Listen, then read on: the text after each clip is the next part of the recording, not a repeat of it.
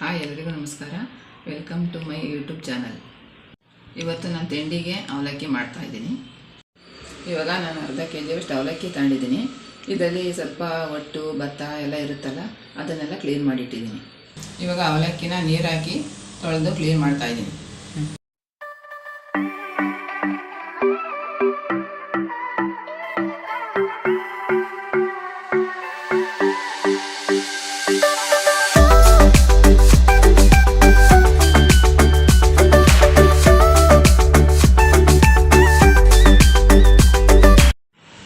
ಅವಲಕ್ಕಿನ ಒಂದು 10ರಿಂದ 15 ನಿಮಿಷ ನೀರಲ್ಲಿ ನೆನೆಯಕ್ಕೆ ಬಿಡ್ತೀನಿ.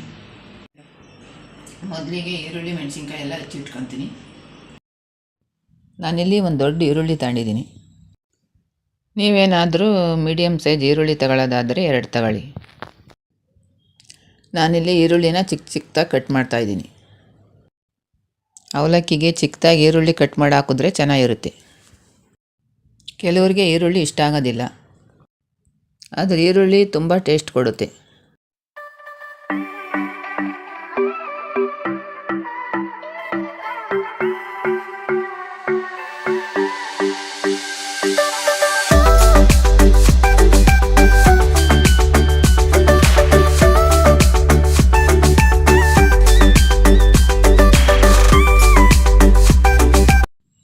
ಈರುಳ್ಳಿ ಹಚ್ಚಿದಾಗಿದೆ. ಈಗ ಇದನ್ನು ಒಂದು ಸಪ್ರೇಟ್ ಬೌಲ್ಗೆ ಹಾಕಿ ಇಡ್ತೀನಿ.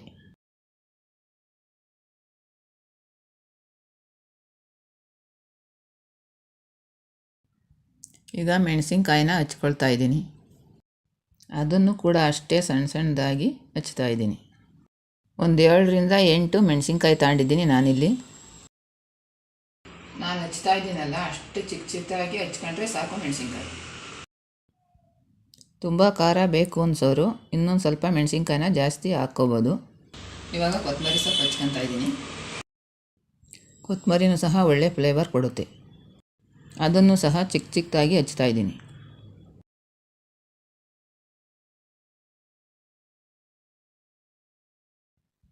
ಈಗ ಸ್ಟವ್ ಆನ್ ಮಾಡಿ ಎಣ್ಣೆ ಕಾಯಕ್ಕೆ ಇಡ್ತೀನಿ. ಇವಾಗ ನಾನು 3ರಿಂದ 4 ಸ್ಪೂನ್ ಎಣ್ಣೆ ಹಾಕ್ತಾಯಿದ್ದೀನಿ. ಒಗ್ಗರಣೆ ಹಾಕಬೇಕು, ಅದಕ್ಕೋಸ್ಕರ ಎಣ್ಣೆ ಬಿಸಿಯಾಗಲಿ ಅಂತ ಕಾಯ್ತಾಯಿದ್ದೀನಿ. ಎಣ್ಣೆ ಬಿಸಿಯಾಗಿದೆ. ಇವಾಗ ನಾನು 1 ಸ್ಪೂನ್ ಸಾಸಿವೆ ಹಾಕ್ತಾಯಿದ್ದೀನಿ. ಜೊತೆಗೆ 1 ಸ್ಪೂನ್ ಕಡಲೆಬೇಳೆ ಹಾಕ್ತಾಯಿದ್ದೀನಿ. ಇವಾಗ ಇದ್ರ ಜೊತೆಗೆ 1 ಸ್ಪೂನ್ ಉದ್ದಿನಬೇಳೆ ಹಾಕ್ತಾಯಿದ್ದೀನಿ. ಮತ್ತು 1 ಸ್ಪೂನ್ ಜೀರಿಗೆ ಹಾಕ್ತಾಯಿದ್ದೀನಿ. ಒಂದು ಸ್ವಲ್ಪ ಕರಿಬೇವು ಹಾಕ್ತಾಯಿದ್ದೀನಿ. ಈಗ ನಾನು ಸಣ್ಣದಾಗಿ ಹಚ್ಚಿಟ್ಕೊಂಡಿರೋ ಈರುಳ್ಳಿ ಹಾಕ್ತಾಯಿದ್ದೀನಿ. ಈರುಳ್ಳಿನ ಸ್ವಲ್ಪ ಹೊತ್ತು ಚೆನ್ನಾಗಿ ಬೇಯಕ್ಕೆ ಬಿಡಬೇಕು. ಅದು ಕಂದು ಬಣ್ಣಕ್ಕೆ ಬರೋವರೆಗೂ ಚೆನ್ನಾಗಿ ಬೇಯಿಸಬೇಕು. ಬೇರೆ ಪದಾರ್ಥಗಳ ಜೊತೆ ಅದು ಚೆನ್ನಾಗಿ ಮಿಕ್ಸ್ ಆಗಬೇಕು. ಹಾಗಾಗಿ ಚೆನ್ನಾಗಿ ಫ್ರೈ ಮಾಡ್ಕೋಬೇಕು.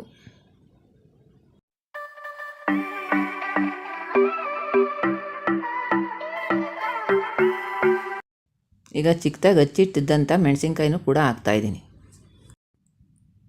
ನಾನಿಲ್ಲಿ ಖಾರನ ಜಾಸ್ತಿನೂ ಹಾಕಿಲ್ಲ, ತುಂಬ ಕಡಿಮೆನೂ ಹಾಕಿಲ್ಲ, ಮೀಡಿಯಮ್ಮಾಗಿ ಹಾಕಿದ್ದೀನಿ. ಮೆಣಸಿನ್ಕಾಯಿನೂ ಸಹ ಬೇರೆ ಪದಾರ್ಥಗಳ ಜೊತೆ ನೀಟಾಗಿ ಮಿಕ್ಸ್ ಮಾಡ್ಕೊಳ್ಳಿ. ಇದಕ್ಕೆ ಸ್ವಲ್ಪ ಹಚ್ಚಿದ್ದಂತಹ ಕೊತ್ತಂಬರಿ ಸೊಪ್ಪನ್ನು ಸಹ ಸೇರಿಸ್ತಾ ಇದ್ದೀನಿ. ಅವಲಕ್ಕಿ ಭಾರತದಲ್ಲೇ ತುಂಬ ಪ್ರಸಿದ್ಧ. ನಮಗೆಲ್ಲ ಗೊತ್ತಿರೋ ಹಾಗೆ ಬೇರೆ ಬೇರೆ ರೀತಿಯ ಅವಲಕ್ಕಿ ಸಿಗುತ್ತೆ. ತುಂಬ ಜನ ಇದನ್ನು ಬೆಳಗಿನ ತಿಂಡಿ ತಿನ್ನೋಕ್ಕೆ ಇಷ್ಟಪಡ್ತಾರೆ. ಕೆಲವರು ಸಂಜೆ ಹೊತ್ತು ತಿಂತಾರೆ. ಯಾಕಂದರೆ ಅವಲಕ್ಕಿನ ತಯಾರಿಸೋದು ತುಂಬ ಈಸಿ. ಅವಲಕ್ಕಿ ಬರೀ ಟೇಸ್ಟಿ ಅಷ್ಟೇ ಅಲ್ಲ, ದೇಹಕ್ಕೂ ಇದರಿಂದ ತುಂಬ ಪ್ರಯೋಜನ ಇದೆ. ಕರುಳಿನ ಆರೋಗ್ಯಕ್ಕೂ ಕೂಡ ಇದು ತುಂಬ ಒಳ್ಳೆಯದು. ಕರುಳಿನ ಆರೋಗ್ಯ ಕೆಟ್ಟರೆ ಹೊಟ್ಟೆ ಸಮಸ್ಯೆ ಪ್ರಾರಂಭ ಆಗುತ್ತೆ. ಅಜೀರ್ಣ, ಗ್ಯಾಸ್ಟ್ರಿಕ್ ಸ್ಟಾರ್ಟ್ ಆಗುತ್ತೆ. ಅವಲಕ್ಕಿಯಲ್ಲಿ ಜಾಸ್ತಿ ಫೈಬರ್ ಇರುತ್ತೆ. ಇವಾಗಂತೂ ತುಂಬ ಜನ ದಪ್ಪ ಇದ್ದೀನಿ ಅಂತ ಬೇಜಾರು ಮಾಡ್ಕೊತಾರೆ. ಅದಕ್ಕೆ ತೂಕ ಕಡಿಮೆ ಮಾಡ್ಕೋಬೇಕು ಅನ್ನೋರು ಅವಲಕ್ಕಿ ತಿನ್ನಬಹುದು. ಗರ್ಭಿಣಿಯವರು ಸಹ ಅವಲಕ್ಕಿ ಸೇವಿಸ್ಬೋದು ಅಂತ ಹೇಳ್ತಾರೆ. ದೇಹದಲ್ಲಿ ಹಿಮೋಗ್ಲೋಬಿನ್ ಕಡಿಮೆ ಆಗುತ್ತೆ ಅಂತ ಹೇಳ್ತಾರೆ. ಸೊ ಆ ಟೈಮಲ್ಲಿ ಅವಲಕ್ಕಿ ತಿನ್ನೋದು ಒಳ್ಳೆಯದು ಅಂತ ಹೇಳ್ತಾರೆ. ಅವಲಕ್ಕಿನ ನಾನು ನೀರಲ್ಲಿ ಒಂದು 10 ನಿಮಿಷ ನೆನೆಸಿಟ್ಟಿದ್ದೆ. ಈಗ ಅದನ್ನು ಸ್ವಲ್ಪ ಹಿಂಡಿ ಹಾಕ್ತಾಯಿದ್ದೀನಿ.